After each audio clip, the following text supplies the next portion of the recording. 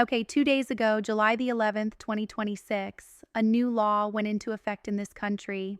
And I'm going to be honest with you, most people have no idea it happened. Now, normally, when a big housing law passes, you hear about it on the news. The headlines cover the mortgage rate stuff, the developer stuff, the stuff that Wall Street cares about, and the parts that actually affect everyday people, especially older Americans. Those parts get buried or they get skipped entirely. Not today. Because buried inside this new law are some things that I think could genuinely change your situation. I'm talking about money for home repairs, the kind you don't pay back, new options if you want to downsize and can't find the right place, stronger protections if you're renting, help for people in rural communities where there's a serious housing shortage right now, new pathways for low-cost mortgages, and something that's going to matter a lot to your children and grandchildren when it comes to buying a home. 6 things. And I'm going to walk you through every single one of them in plain English. No jargon, no confusion. Here's the part that gets me though. Surveys show that 75% of adults 50 and older say they want to stay in their current home as they age. 75%. And yet, millions of those same people are stuck because their home needs repairs they can't afford, or because there's nowhere to downsize to, or because the rent keeps going up and the Social Security check doesn't go up with it. This bill was designed with people like that in mind, people like you and people you love. So stay with me because the most important parts of this conversation are still coming and you don't want to miss them. Let me start with the basics because you deserve to know exactly what we're talking about. The bill is called H.R. 6644. Its official name is the 21st Century Road to Housing Act. It became law on July the 11th, just 2 days ago. President Trump refused to sign it because of a political disagreement with Congress, but it didn't matter because this bill passed so overwhelmingly that it became law anyway. How overwhelmingly? In the Senate, it passed 85-5. In the House, it passed 358-32. You cannot find a bipartisan bill in the last few years that had that kind of support. Almost nobody in Congress voted against it because the problem it's trying to fix, the housing crisis, is so obvious and so serious that opposing it was almost impossible to justify.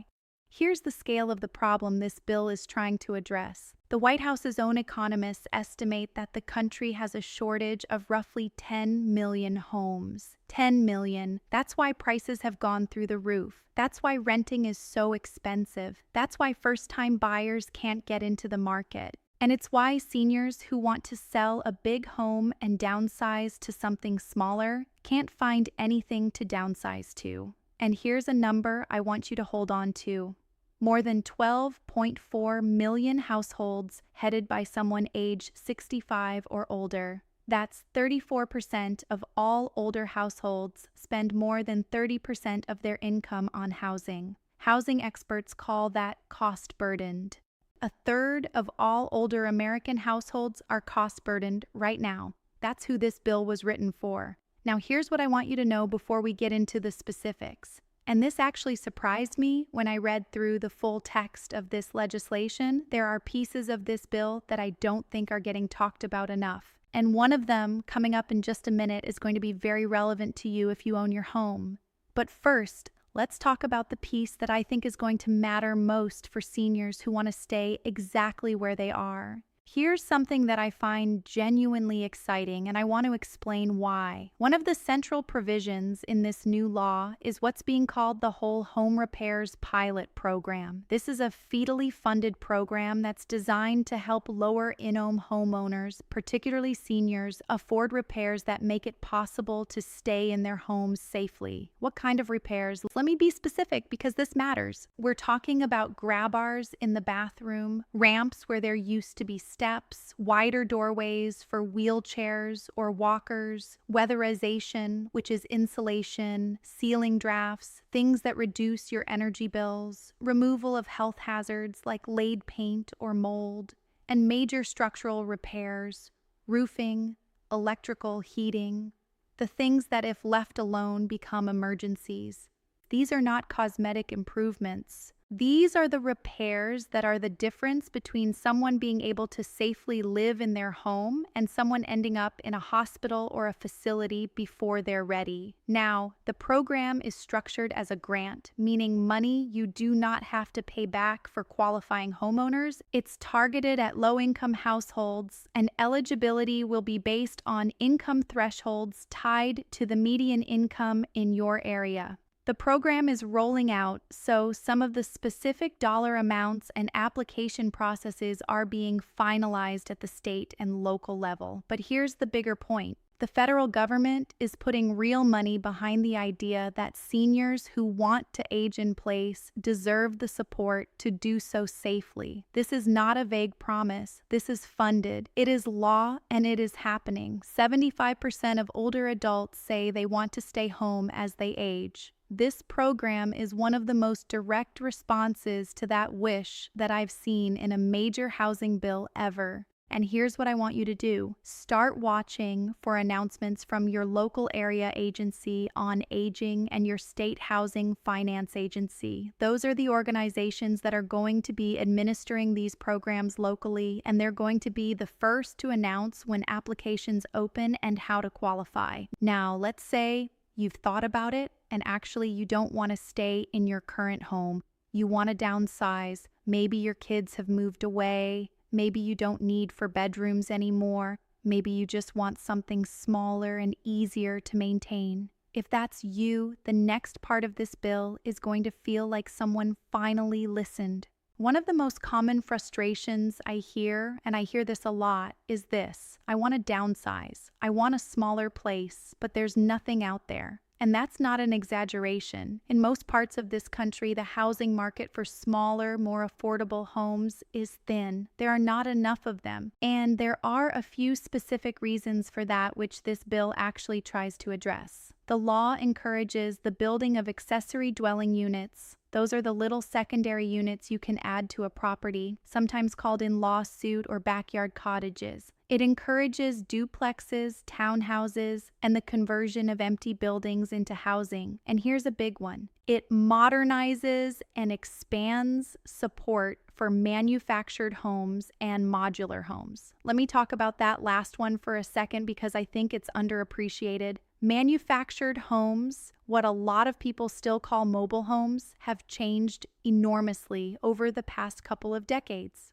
Modern, manufactured, and modular homes are high quality, energy efficient, and significantly less expensive than traditional site-built homes. They have historically been underfinanced because lenders treated them differently, and they've faced unnecessary zoning restrictions in many communities. This bill changes that. It modernizes the financing rules for manufactured homes, raises loan limits, supports manufactured home communities with repair and preservation funding, and works to reduce the barriers that have kept this affordable housing option from being more widely available, especially in rural communities where the housing shortage is actually the worst and manufactured homes make the most practical sense.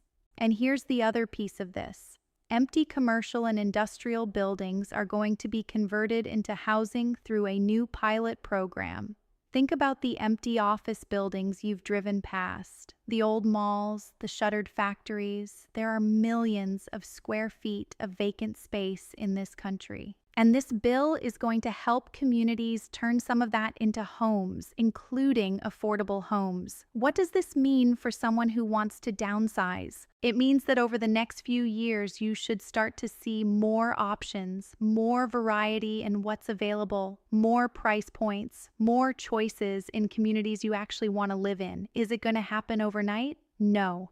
But the direction is clear and the resources are there. Now, speaking of resources, I want to tell you about something in this bill that is going to matter enormously to people who are renting. And there is one specific piece of this that I think is long overdue. Here's a reality that doesn't get talked about enough. A lot of seniors rent, and renting on a fixed income in today's market is genuinely difficult. Rents have surged in almost every part of the country, and the people hurt most by that are people on fixed incomes. People whose monthly check from Social Security stays roughly the same while their rent goes up $200 a year. That gap adds up fast. This bill does 3 specific things for renters that I want to walk you through. Number 1, it expands the Housing Choice Voucher Program, what most people know as Section 8, by raising the rental assistance demonstration cap by 100,000 units. That means more federally assisted units available, more people able to get vouchers, and the bill includes language to make it easier for landlords and properties to participate in the program. That last part matters because one of the reasons the voucher program has been frustrating is that a lot of landlords refuse to accept them. The new law works to reduce those barriers so that seniors with vouchers actually have somewhere to use them. Number 2, the bill focuses specifically on preserving existing public and rural rental housing, the affordable units that are already there, but at risk of being converted to market rate or being sold. Losing affordable units is just as bad as not building new ones, and this bill recognizes that.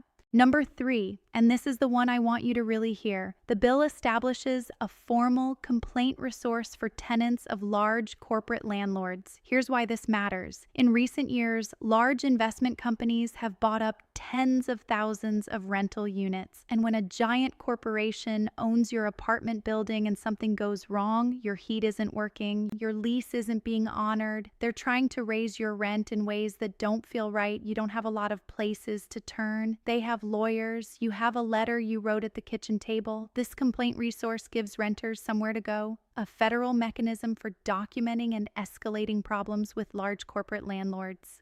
It's not a silver bullet, but it's something that did not exist before, and it acknowledges that the power imbalance between a billion-dollar landlord and a 70-year-old retiree on a fixed income is a real problem worth addressing. Now, here's where I want to take a turn because so far, we've been talking about what this bill does for people who are staying or renting, but there's something in this bill that matters enormously for people who've owned their home for a long time. And it's also going to matter for your kids and grandkids, and I think it might actually shock you. Okay, this one is about something that has been making a lot of people angry for a long time, and this bill takes a direct shot at it. You've probably heard or noticed that big companies, investment firms, Wall Street money have been buying up single-family homes in huge numbers, not to live in them, to rent them out, to control inventory, to push prices up,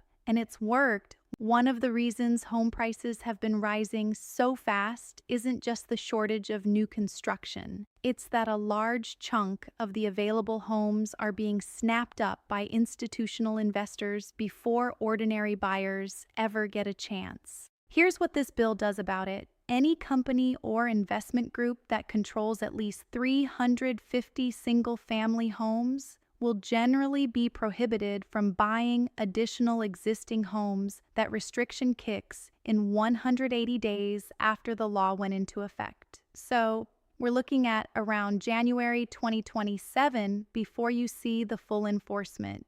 Now, I want to be honest about something, and this is where I'll give you my read on it. There are ways to game this. A group of 10 wealthy investors who were previously pooling money together to buy homes could theoretically each split off and individually buy up to 350 homes. Congress knows this, and if they start seeing people working around the rule, I expect them to come back with something tighter. Also important to know, corporations are not being forced to sell the homes they already own. The law restricts future purchases, not existing holdings. So the impact is going to be gradual. But here's what I think the long-term effect is. If institutional buyers are pulled back from the market, more existing homes become available to individual buyers, people like your children, your grandchildren, first-time buyers who have been told they keep getting outbid by cash offers from companies they've never heard of. That dynamic has been deeply discouraging to a whole generation of potential homeowners. This law is trying to change it.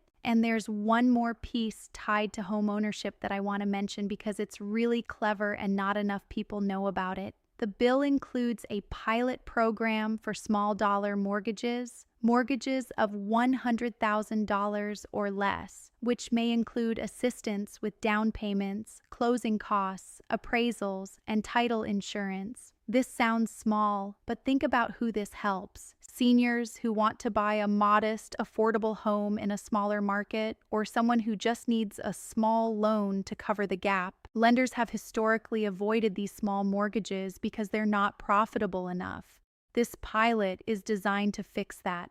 There's one more big area this bill addresses, and it's the one that's going to matter most to people who live outside of big cities. I want to make sure you hear about it. If you live in a rural area or a small town or even a suburb that hasn't seen much new construction, this part is for you. One of the central goals of this law is to reduce the red tape that makes it hard to build new homes. That means two things primarily. First, zoning reform. HUD, the Department of Housing and Urban Development, is now required to publish guidelines and best practices to help states and local governments modernize their zoning rules. What does that mean in plain English? A lot of communities have rules on the books that make it illegal to build anything other than a large single-family home on a given lot. No duplexes, no townhouses, no small apartments. Those rules made sense in a different era. They don't make sense now when there's a 10 million home shortage. This law pushes communities to update those rules so that builders can actually build more housing faster in more places. Second, faster approvals. The law streamlines certain federal environmental reviews for infill development that's building on land that's already in developed areas, and for federally supported housing projects. Approvals that used to take years can now move faster. That directly reduces construction costs, which eventually means more affordable homes for buyers and renters. And then there's the manufactured and modular housing piece that I touched on earlier, which is especially critical for rural communities. In a lot of rural areas, there's almost nothing to buy. There's no apartment complex being built. There's no new subdivision going up, but there is land and there are manufactured homes that can be placed on that land affordably. This bill removes a lot of the financing and regulatory barriers that have been holding that back. The bottom line on all of this zoning and construction reform, it's not something you're going to feel next week. These changes work over time, but the direction is unmistakably toward more housing in more places at more price points. And that eventually means less pressure on the whole market, including for seniors. Now, let me bring all of this together for you because I want to make sure you're walking away from this video with a clear picture. Here is what the 21st Century Road to Housing Act, H.R. 6644, which became law on July 11, 2026, does for older Americans. Let me give it to you. Clean one home repairs to age in place safely. The Whole Home Repairs pilot provides grant funding for things like grab bars, ramps, wider doorways, weatherization, and major repairs. The goal is to help low-income seniors stay home safely. Watch your local area agency on aging for application details. 2 more downsizing options. The law encourages building of accessory dwelling units, duplexes, townhouses, manufactured homes, and conversion of empty commercial buildings into housing. Over time, more choices and more price points will open up. 3. Stronger rental support. The Housing Choice Voucher Program is expanded by 100,000 units. Existing affordable rental housing is being preserved, and a brand new complaint resource for tenants of large corporate landlords is now in place for protecting rural communities. Manufactured and modular housing gets stronger financing and regulatory support, directly benefiting rural areas where the housing shortage is most acute. 5. Stopping Wall Street from buying your neighborhood. Companies controlling 350 or more single-family homes face purchase restrictions starting 180 days from now. More homes for individual buyers, including your children and grandchildren. 6. Cutting the red tape. Zoning guidelines, faster approvals, small dollar, mortgage pilots, the groundwork for more homes being built faster for people who actually need them. Now, here's what I want to leave you with, and I mean this. This bill is not perfect. I said it before, and I'll say it again. The 180-day window before Wall Street restrictions kick in is frustrating. The ways that wealthy investors might work around the 350 home threshold are real concerns. Programs like the Whole Home Repairs pilot still need to be implemented at the local level, and that takes time. But here is what's also true. This is the most serious, most substantive, most bipartisan housing bill this country has passed in a long time. 85 to 5 in the Senate, 35,832 in the House.